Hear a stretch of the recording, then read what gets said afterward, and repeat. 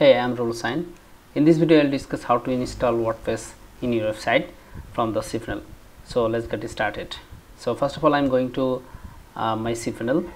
So I think you have this all access. Every cPanel is similar views. Some cPanel is something different, but setting is almost same.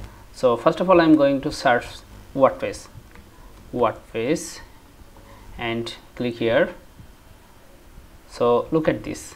So you get the these settings from your cPanel. First of all, I am click here, install button, and by the way, I have the subdomain in the cPanel. So this is the main domain and this is the subdomain. Already I have the running website in this domain, but right now I am showing this domain. Install the WordPress. So and select here. First of all, select. Make sure this step is empty, need to empty, and username, password, and mail. It's very essential for install the WordPress, and it's optional, but future I will edit from the WordPress dashboard. It's not need right now.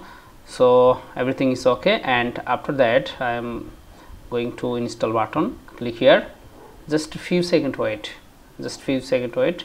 Look at this. But some issues here because of I have no enough database, so maybe you cannot feel the similar issue.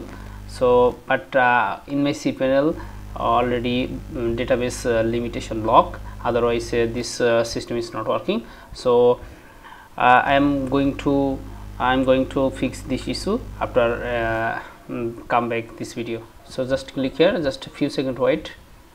So just wait, working on the installation process.